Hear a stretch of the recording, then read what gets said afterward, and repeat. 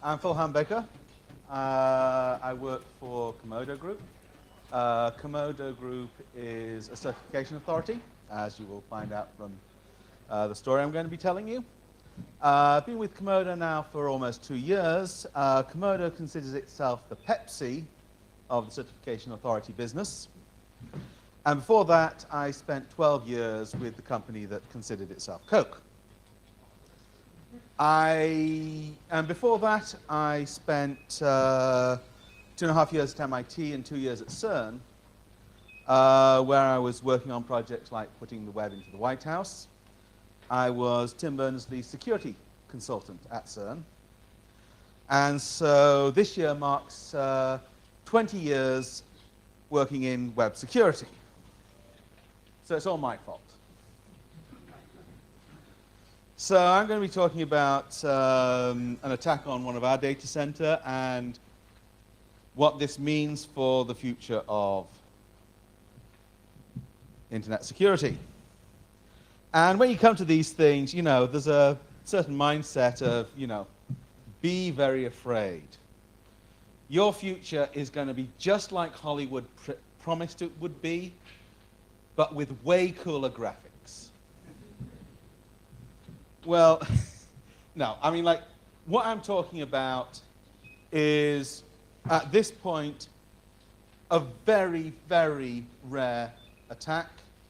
It's a form of attack and a motive of attack which is, you know, it is difficult to see unless you go out and look for it. The dominant problem of web security today is, of course, organized cybercrime. Money is the motive, and it's credit card fraud, it's bank fraud, it's all the other types of fraud. It's the advanced fee frauds. So do we need to worry about cyberwar at all? I mean, like, is it just all hype? Well, let's fast forward a bit. I mean, like, at the moment, you know, everybody's saying, well, it's all about money. But let's rewind a little. Before it was all about money, it was all about people like this kid. Can anybody recognize him? Kevin Mitnick.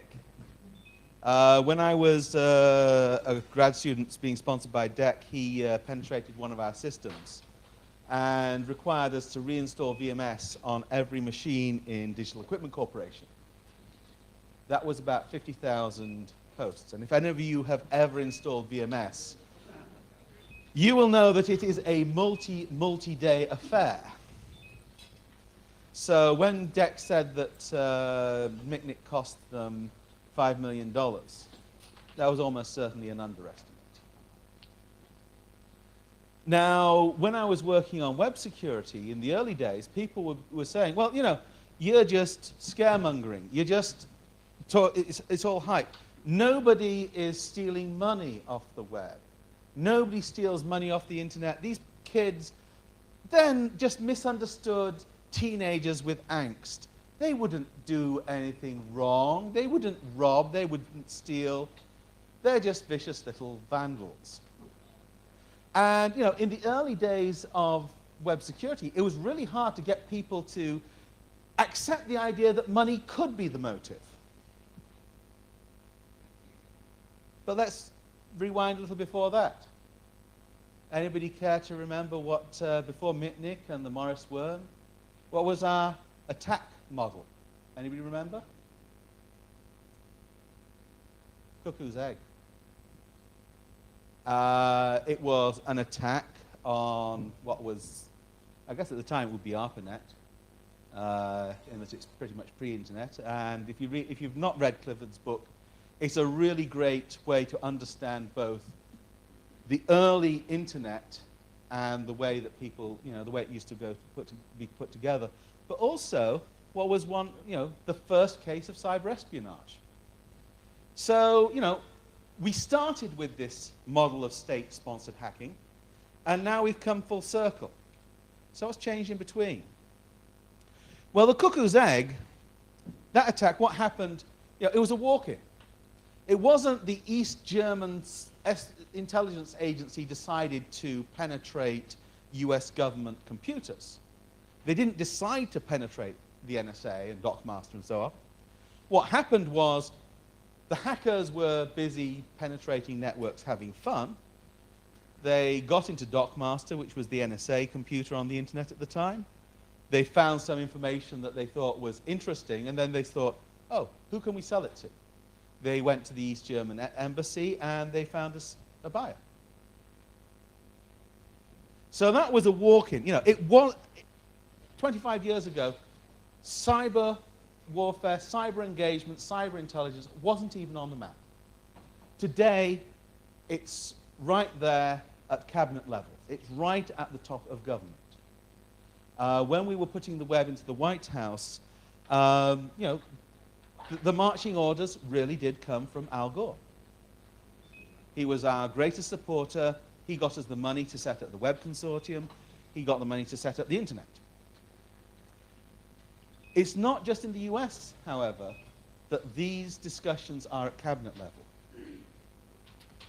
There's an organization called the Shanghai Cooperation Organization, which is essentially a bilateral treaty between Russia and China, to which a number of other countries have been invited in.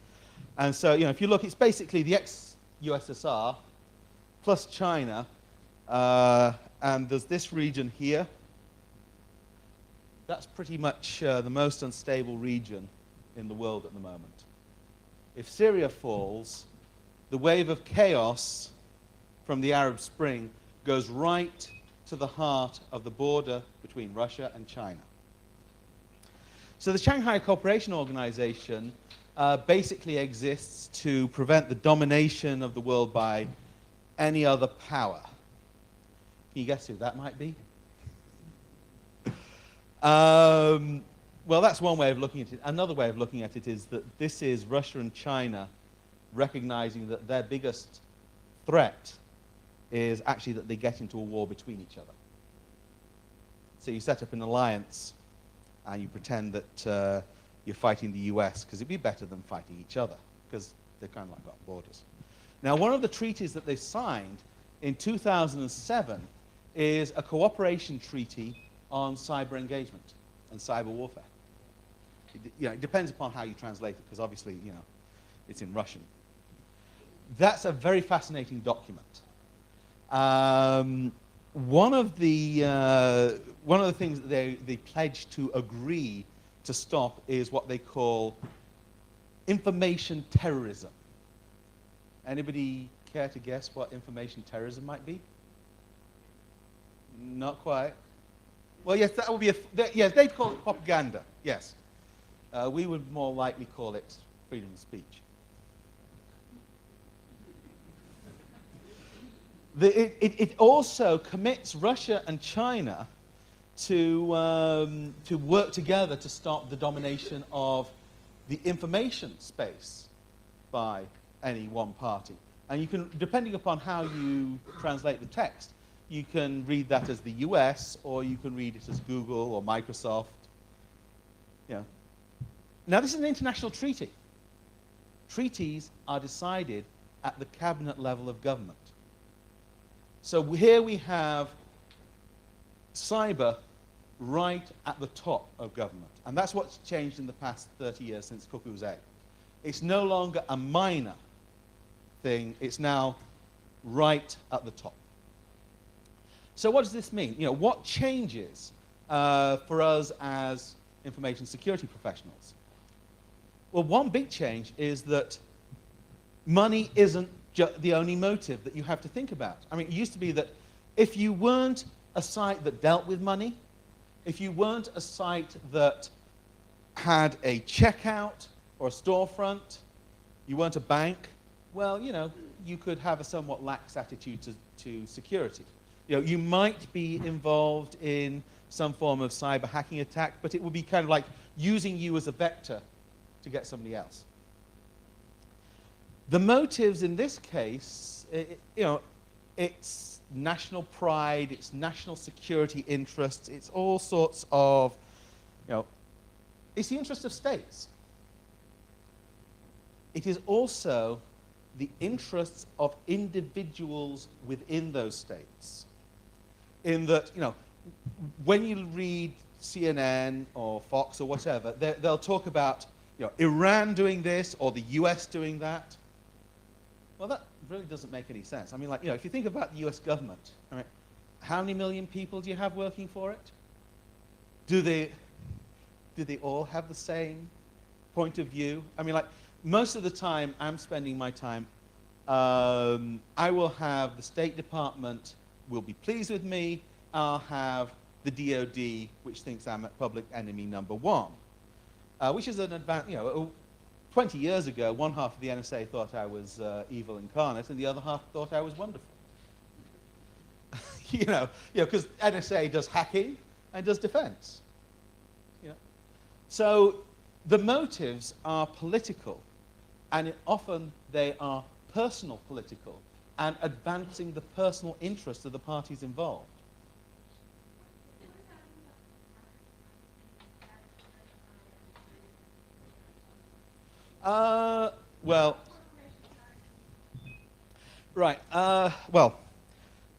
Intellectual property comes under espionage. Espionage, by definition, is not warfare. Espionage may be preparatory for warfare, but espionage is not use of force. One of the reasons that it is defined in that way is that unless two parties actually engage in use of force, i.e. war, or intend to, espionage is actually stabilizing. If we had known that the Soviet Union had had crop failure after crop failure throughout the 1970s, then we probably wouldn't have spent the 1980s ramping up our Western military budgets to counter a perceived Soviet threat that, if we'd have had the information, we'd have known was preposterous. In the case of China, yes, they do have an extremely large espionage program, and it's a machine. That has an effect on US companies. It's also having a big effect on China. And that effect is that they're completely destroying any capability, any chance that they can create a native capability to do research and development. If you're a Chinese engineer and you want to build stuff, you have to come to the States or the West. Because if you stay in China, well, your only job is going to be interpreting Western designs.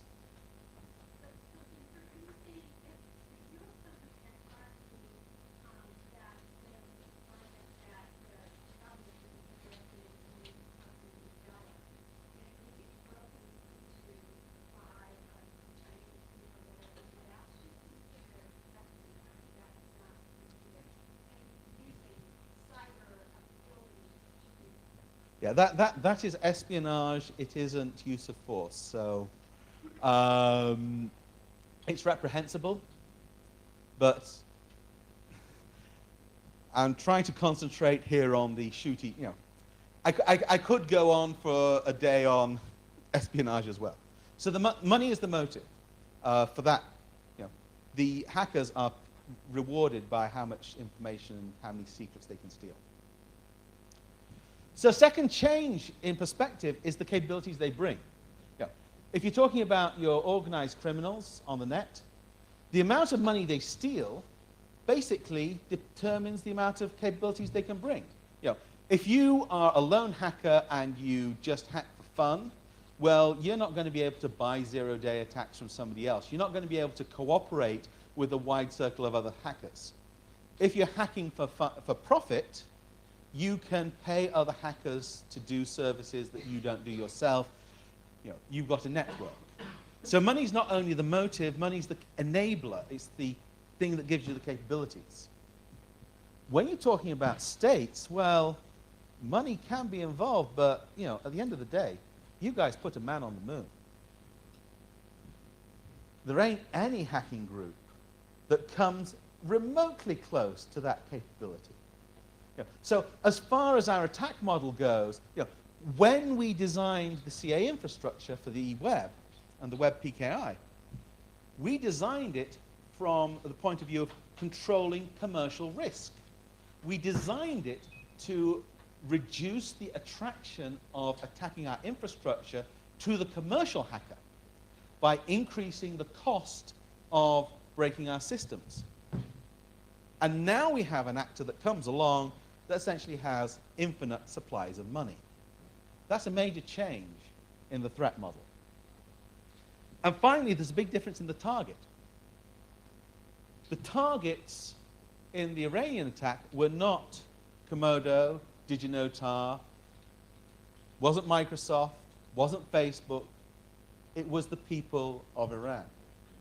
And the reason that they were targeting them was that the government of Iran did not want to see this happen in Iran, and that's 1989, the fall of the Berlin Wall. The motive is political, not the national security interests of Iran. It's the personal interests of the politicians involved. Okay, so I've got to Iran, and actually when I found this GIF, you know, I was just looking for a picture of Iran as a placeholder, and I thought, oh, I'll just put that in, I'll put another one in later. But actually, in the weeks since I wrote this talk, this pretty much is describing the attack map, in that what has been breaking out in the past 3 weeks is major denial of service attacks, penetration attacks, all up and down the oil infrastructure of the Gulf. That's where their money comes from. And so we attacked Iran, as I will explain. And so now they are working to cut off our oil supply any way they can. Now, the thing about the oil, though, is that it really has decided the destiny of Iran. So let's rewind again. To understand Iranian politics, you have to understand this one event. It was the pivotal moment, 19th of August, 1953. And this was when the Iranian democracy was extinguished, courtesy of the CIA. Probably the stupidest and most counterproductive action that they did. It was the coup that established the Shah as a dictator, and as you might expect, that was really the mainspring of the revolution in '79, and had a lot to do with this event, the storming of the US embassy. The reason that the students were storming the embassy was because the embassy had been the hub from which the '53 coup was plotted. And when the Shah was allowed into the US for medical treatment, they were afraid that there might be a counter-revolution in planning, and so they stormed the embassy. There was a second reason that the Ayatollah was interested in storming the embassy, and that was to get their hands on, or at least, if possible, destroy, otherwise, the information inside the embassy. You see, one of the things that is widely believed at this point was that, well, the US State Department did not know about the '53 coup. They didn't know that the US organized it. That was not known to Kissinger. It wasn't known to Carter, which was why they allowed the Shah in. Yeah, it was known in the CIA, but they hadn't bothered to tell anybody else about it. It was known to the Ayatollah Khomeini because he was one of the people who the CIA had used to raise the rebel that had brought down Mossadegh. And so one of the things that they were after in the embassy siege was that they wanted to get any of that information and burn it or destroy it so it didn't come out. They also captured large amounts of information about the US talking to leftist groups and so on. They used that, the religious authorities who had control of the decrypts, well, actually not so much. The furnace that was meant to have destroyed the cables broke down, so they could only shred them. And the religious authorities had access to a large number of carpet weavers who spent the next 7 years putting together the cables piece by piece. And then the ones that were convenient for the religious authorities were then used to liquidate the leftist side of the revolution, and that's how the religious parties got complete control. Now, the Iranian Revolution itself was driven by a new media. You know, it wasn't the internet, but it was driven by the compact cassette.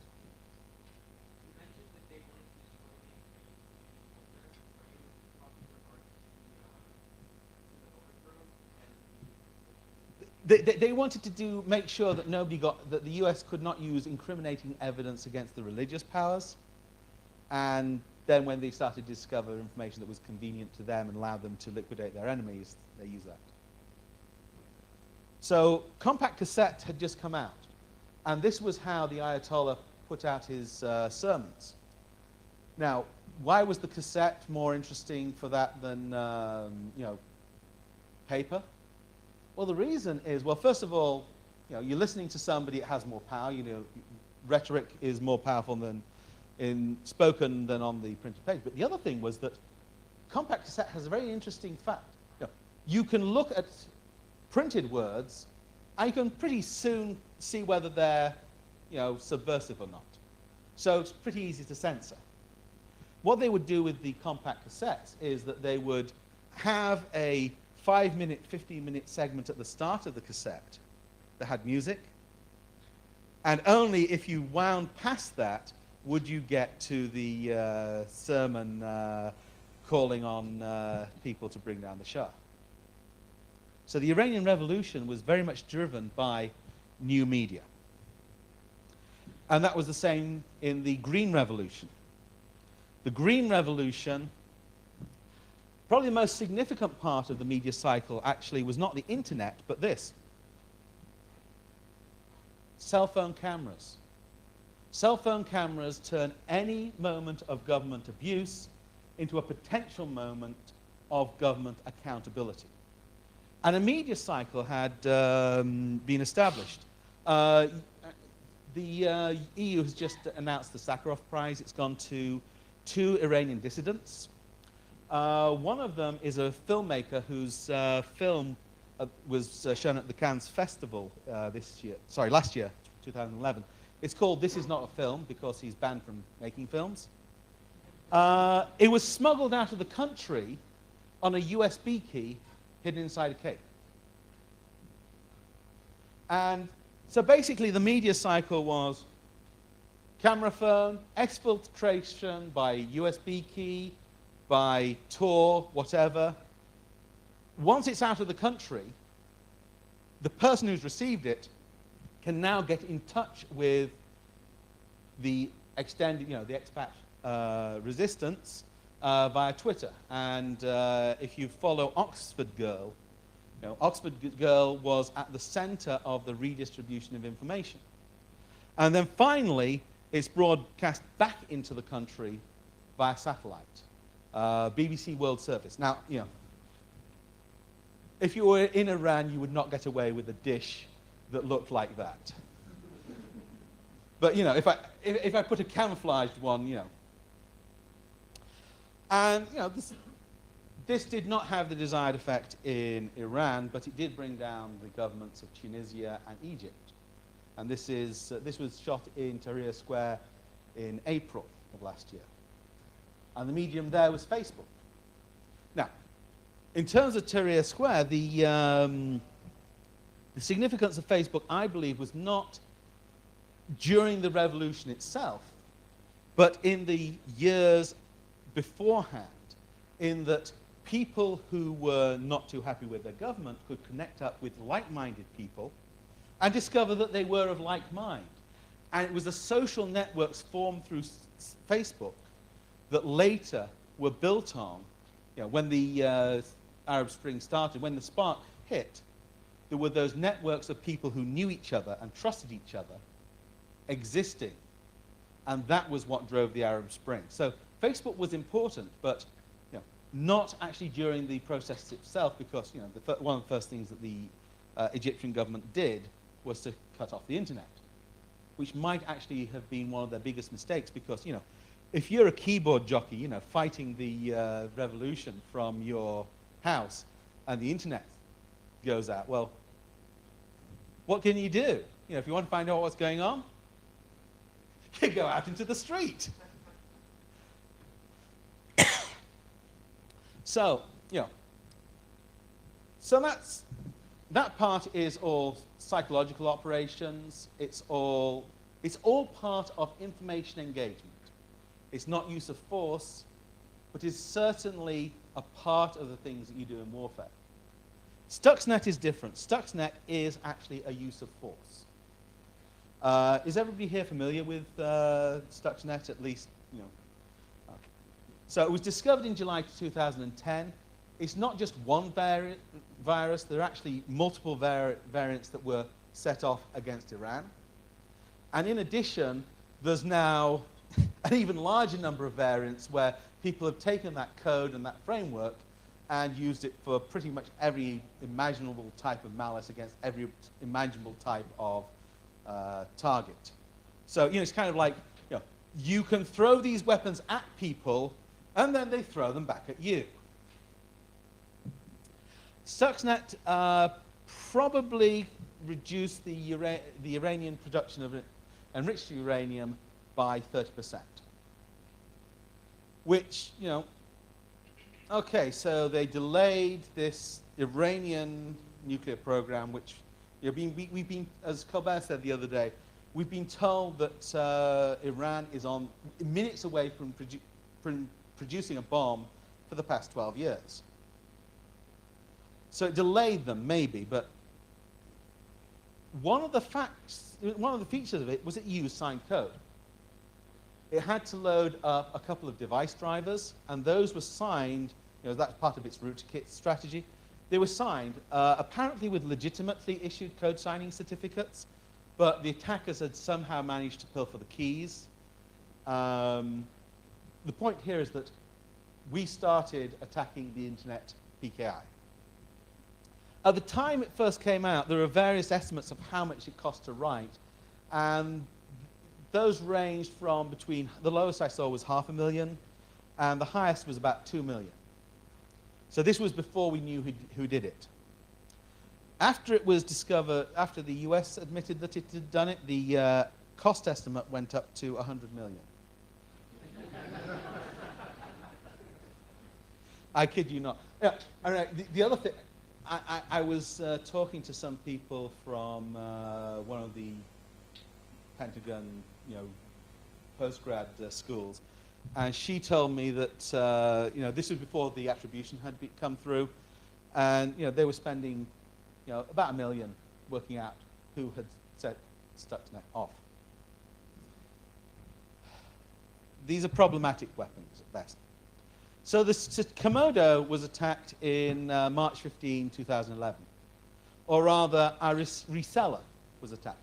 One of the interesting things is that when we went back and looked through the logs, it appears that the attacker consciously decided to go after the periphery rather than striking directly at the home base. So we saw a couple of probes, but it appears that they had chosen the reseller that they targeted because they thought it would be easier to go through one of the resellers than attack a security company directly. We don't know exactly how the reseller was breached. What we do know is that they were not breached by an idiotic password. This seems to be one of the new tropes that comes out. Did you hear that Bashir Assad's email was hacked? And the claim there is that some really ridiculously easy password was used. Well, I'm kind of skeptical about this because, if you have one of these political attacks and you're asked, well, how you do it? Well, you don't want to tell anybody. Telling people that it was a really simple password is a convenient way of, A, stopping them asking the question, and B, making the target look even stupider. So in this case, we know that the vector was more complicated than a simple to easy to guess password. We suspect that what happened was that they got some malware onto the resellers' machines, scanned their networks, and then Once you get a toehold, you can get in and destroy all the evidence. They found an API that was used by the reseller to request certs from our CA center and requested 7 certificates. Now, one of the things about that was that it appears that they were doing this kind of like testing to see what they could do rather than with an immediate objective of, okay, we've got a production system, we're going to load these certs immediately. We detected the breach while it was actually in progress. The reason for this was that although they'd found the API that was used to request certs, that wasn't the only form of communication between the CA issue center and the reseller. There was also an email that was sent back telling the reseller, which, here are the certs that you've just requested, and then the reseller saying, well, I didn't ask for a cert for Google. And so the reason that only 7 domains were taken was that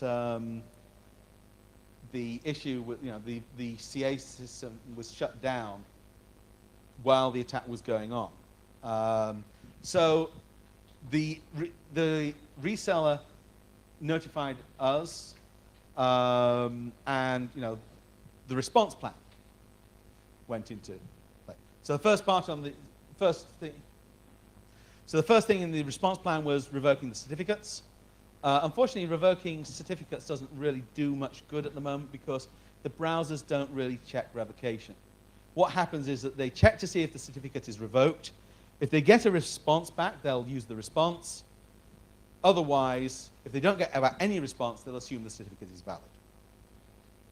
We notified all the other browser providers, and shortly after, I forgot to put this on the slide, we also notified our competitors. The browsers started development of patches. We notified all the subjects of the certificates, and we turned off all the reseller switches. And one of the things that we discovered was that the reason that the attack had happened was that the reseller had the ability to issue certificates on the basis of their own validation, which wasn't what we intended. We had a database, they were not being audited. If they were going to do their own validation, they should have been audited. So basically, it was the security policy was right, but we failed to audit our security policy and noticed that there was this one party that had more privileges than they should. And we also notified the FBI and others. So the information we gathered, well, we knew that the IP address had come from Iran. That wasn't proof that this was an Iranian government attack, but as you see, we'll see it. We knew that the request for the cert status was coming from the same address. We only actually saw one OCSP request for certificate status, and by then we'd already revoked the certificate. They didn't seem to check the other certificates. And then we started to get email from the attacker trying to make out that, because he was discovered in the middle. So the attacker contacted the reseller, and the reseller was forwarding the messages on to us, and then the attacker contacted us directly. And they were trying to lay this trail to to Israel. And they had this whole website that was basically cut and paste from some real Israeli phones. So the problem here was disclosure, in that you don't want to say that there is a problem before you got a fix. And the browser patches, patching the browsers, turned out was going to take 8 days. A researcher and Tor, Jacob Applebaum, looked at the CRL entries that were in the release of Firefox, worked out that something was up, and then contacted, asked what's up, and we said, well, we've got an issue here. Filled him in on it, and he agreed not to go public for 3 days. We made the public announcement, and then the thing that I found most bizarre about this was that when my CEO is out there saying, we've been attacked by the Iranian government, and people are saying, oh, you're just saying that it's Iran so that it doesn't look so important. I mean, really? I mean, I'm pretty sure that if we had not mentioned Iran, that it would not have been on the front page of the New York Times. The reason that we mentioned Iran was purely because we needed to tell people that, hey, we're being attacked, you might be attacked. We wanted to make sure the whole industry was aware that there is this threat vector out there. Shortly after we went live, this guy calling himself Komodo Hacker pops up and tries to spin himself. This goes on and on and on. Completely different to the email sent in directly to us. Completely different person. Actually, these are written by a Farsi speaker. The earlier ones were not. We believe it was a different. And he's also coming out completely the Iranian government line. Now, the other thing is that he's giving interviews to the BBC World Service. Now, if you're living in a dictatorial regime and you're telling them that you have managed to subvert the entire internet for that regime, for whatever purpose, well, I don't think that you'd be there. So anyway, he was trying a reputation attack on us because, they didn't want the Iranian connection to be discussed. So that, the paste bin thing was all about trying to get us to shut up. And so I went on the World Service and started, explained what happened, and then started giving the Iranian opposition tips on how to protect themselves. Like, the Iranian Revolutionary Guard has got rootkitted browsers that they distribute. So one consequence, So one consequence here was that the industry came together. Once the wolf is at your door, then you circle the wagons and you defend yourself. So the consequence was we just came to an agreement that an attack on one is an attack on all. And so what had been a rather fractious organization, the CA Browser Forum, with the CAs very much opposed to each other, suddenly came together and facing the common enemy. This lesson was not learned by DigiNotar. They were breached a couple of months later. They had a total compromise. They lost control of their signing unit. They didn't actually lose control of the key. We don't believe the key was extracted. But the machine that the signing unit was connected to was owned. They lost the machines with the audit logs. So they had issued several hundred certs, and nobody knows what they are. It was detected a month later. It was not reported. The fact that it was not reported led to the arrest of 3 opposition persons in Iran. As a result, DigiNotar faced the internet death penalty. The company went into bankruptcy, and the CA has been completely liquidated. Its roots of trust are no longer in the browsers. But they had an audit. They did have an audit. The problem was that the audit was for a completely different system to the one breached. I won't go into flame, apart from to say that it's kind of like the kitchen sink of malware. 20 megabytes? And it targeted Microsoft. They compromised a Microsoft CA. That was done by the US government. And this has a problem for me because, as I just said, an attack on all one is an attack on all. So now we've got a part of the US government that has basically directly attacked the US information security world. Their choice. And so this is the situation we have today. We've got 2 sets of belligerents having their own little private war, and we're in the middle. We're looking at ways to change the infrastructure to make it more resistant to this type of attack. There's perspectives, convergence, sovereign. Certificate transparency is the only one that's likely to happen. But the real problem here, as I see it, is you've got a 4-column model, and we've always been trying to think of the browser as being the proxy for the user.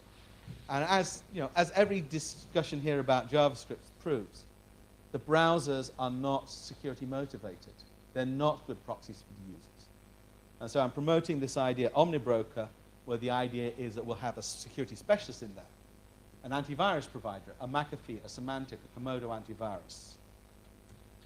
So conclusions, it isn't always about money. In fact, in this case, money isn't the motive.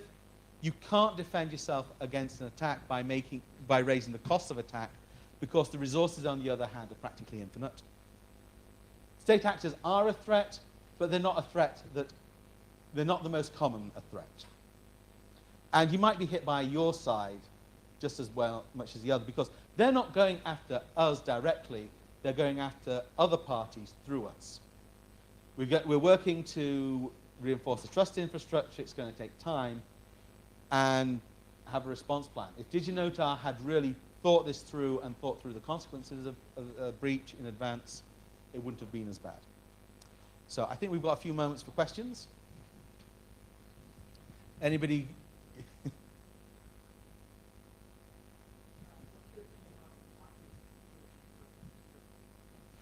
Okay, so this is, well, basically Moxie took over the perspectives things, and now it's called convergence. There's a number of problems with it. One of them is Moxie proposed, well, he proposed this system at Black Hat now, the year before last now. He then described it at RSA, and I asked him, well, bring it to IETF, write a draft, write a specification. He said, oh no, I don't want to do it like that. I'm just going to work directly with the browser providers. It's kind of like, well, if this is going to go anywhere, you've got to write a specification. I'm not going to decide whether I'm going to implement something based on your code. Thank you very much.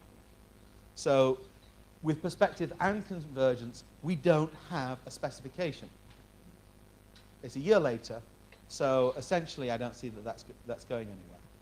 There are also problems with the proposal, and that is it relies on this notary infrastructure that he predicates as being open source.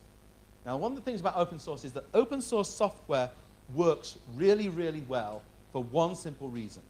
The marginal cost of production of software is zilch. Services are different. Infinity times 0 is infinity. Infinity times a negligible amount starts to add up. And pretty soon, if you've got something that all the browsers are going to be depending on, if you've not got a business model to support it, well, those small deltas start to add up really fast. And, so for Google, well, their statement on perspectives, if they were going to support it, they would have to support the notary themselves. And so it might have been a good idea, but the presentation really didn't address that. With OmniBroker, I've tried to address that issue by saying, okay, we'll have a party in there that has a business model, because antivirus is a product that people buy. We know how to sell antivirus, and in fact, we can even make it free to the end user by getting banks and whatever to pay for it. Google certificate transparency, again, they've got a business model behind it, because although it requires this notary infrastructure, they've got a good idea of who's going to be running it and who's going to be funding it. All right, let's take the speaker. Thank you very much.